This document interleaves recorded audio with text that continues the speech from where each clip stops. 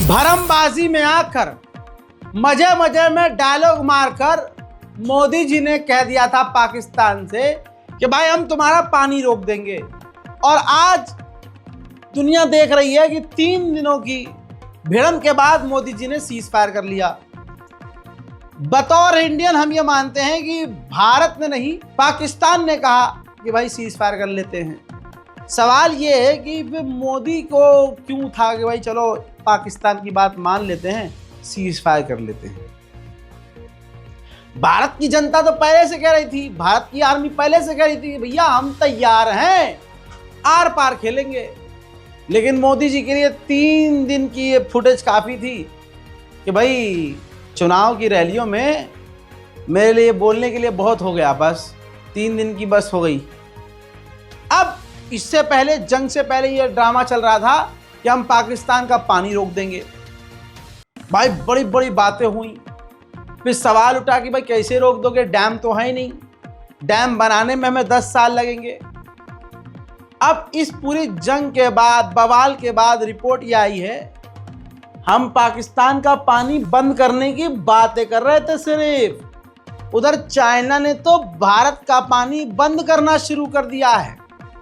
आहा, लीजिए नव भारत टाइम्स की ये स्पेशल रिपोर्ट है, ध्यान से देख लीजिए। चीन चुपचाप रोक रहा भारत का पानी, सतलुज का जल प्रवाह 75% घट गया, सैटेलाइट डेटा से बड़ा खुलासा हुआ है। भारत में दोस्तों हड़कंप मच जाएगा। मोदी के चाहने वाले, और हो सकता है मोदी जी खुद फोन करके मेरी ये वीडियो डिलीट करवा दें, लेकिन मैं भी भाई साहब पक्का हूं, सच दिखा रहा हूं, दिखाता रहूंगा। देखिए, भारत और पाकिस्तान के बीच नदियों का बंटवारा करने वाला सिंधु जल समझौता हालिया दिनों में चर्चा में रहा है। पहलगाम आतंकवादी हमले के बाद भारत ने सिंधु संधि को निलंबित खत्म कर दिया था और पाकिस्तान जाने वाले पानी को रोकने की बात कही थी। पाकिस्तान ने पानी रोकने पर भारत से जंग की धमकी दे डाली थी। इस तानातानी के बीच भारत को चीन से मिलने वाली पानी पर कई तरह के सवाल आ गए हैं। डॉक्टर वाई नित्यानंद ने इशारा दिया है कि चीन ने चुपचाप भारत को आने वाला जो सतलुज नदी का पानी है रोक दिया है। बिजनेस टुडे की रिपोर्ट के मुताबिक भूस्थलीय शोधकर्ता और नासा के पूर्व station manager doctor Y Nityanand ने सैटेलाइट से मिले सतलुज जल का प्रवाह का डेटा रिसर्च किया है।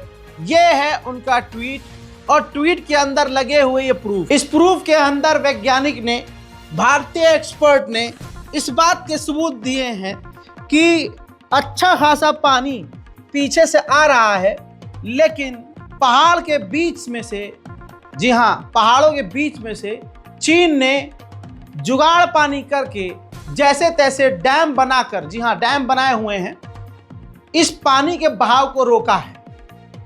2 कारण हैं कि भारत में पानी कम आ रहा है। पहला कारण ये कि या तो जो चाइना है उसने डैम बनाकर पानी को, बहाव को डाइवर्ट किया है। दूसरी वजह यह है कि भारत के अंदर पानी इसलिए कम आ रहा है क्योंकि पानी का बहाव एक्चुअल में प्राकृतिक तौर से पीछे से कम है। लेकिन दूसरे ऑप्शन की संभावना कम इसलिए है क्योंकि रिपोर्ट के मुताबिक, डेटा के मुताबिक जो बर्फ है वो तेजी से ग्लेशियर की पिघल रही है। मौसम के लिहाज से और डेटा के लिहाज से पानी तो और ज़्यादा आना चाहिए, लेकिन ऐसा ना होकर पानी भारत में कम आ रहा है। इसका मतलब यह है कि चाइना ने चुपके से जो डैम बनाए हैं उन डैम की तरफ पानी के बहाव को मोड़ दिया है, जिसकी वजह से पानी का बहाव 75% भारत की तरफ कम हो गया है। देखते ही देखते ये क्या से हो क्या हो गया, आप सोच नहीं सकते। पाकिस्तान का हम ऐसा कर देंगे, वैसा कर देंगे, ये उखाड़ देंगे, वो उखाड़ देंगे, ये मोदी माइक में बोल सकते हैं, लेकिन मोदी और मोदी के चेले, चाहे जयशंकर हो, चाहे विदेश मंत्री हो, या उनके टटपूंजिया गली में माँ बहन की गाली बकने वाली अंधभक्तों की फौज हो, चाइना के खिलाफ ये चू नहीं कर सकते, क्योंकि चाइना उंगली करके पूरी तरह से इनको घुमा देता है। अरे यही तो चाइना है जिसके लिए जे शंकर ने कहा था भारत के माननीय विदेश मंत्री ने कहा था ANI पर बैठकर, China is a bigger economy, are you gonna fight with him, are you lost of the mind, no no no we don't fight with him. ये सब बकवास बातें डरपोक विदेश मंत्री जयशंकर कर चुके हैं। आप समझ रहे हैं आज वही चाइना भारत के लिए कितना बड़ा खतरा बन रहा है, सोच के देखिए। सवाल यह है कि यह मोदी सरकार चीन से डरती क्यों है?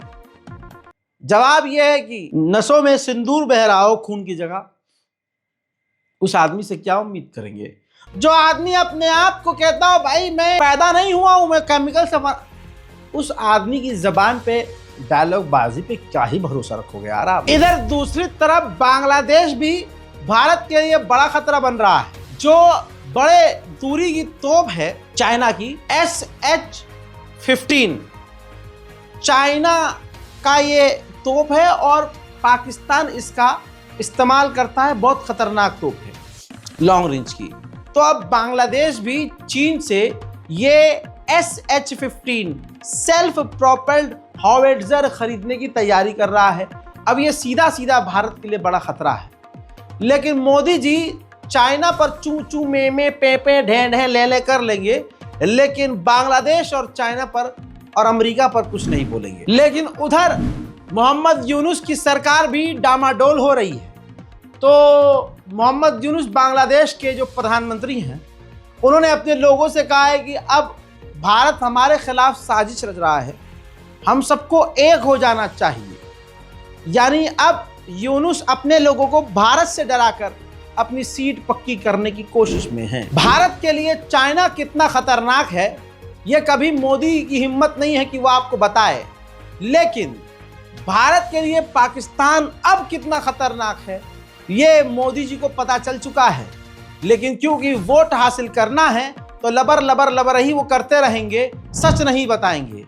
सच्ची रिपोर्ट इंडिया टुडे की आपके सामने। इंडिया टुडे की है, भारत के अगले ऑपरेशन सिंदूर को फेल करने की तैयारी में चाइना पाकिस्तान के साथ है। पाकिस्तानी सेना को 30 सैटेलाइट के नेटवर्क का कवरेज देने को चीन तैयार है। यानी पाकिस्तान की सेना को अब चीन की लगभग 30 से 40 सैटेलाइट का कंट्रोल होगा। चाइना के 40 सैटेलाइट को कंट्रोल करके इमेज हासिल करेगा, लाइव इमेज पाकिस्तान की सेना हासिल करेगी। और इससे भारत के लिए कितना बड़ा खतरा है मुझे आपको बताने की जरूरत नहीं है। हजरात, इन तमाम मुद्दों से भटकाया जा रहा है, असली मुद्दा आपसे छुपाया जा रहा है।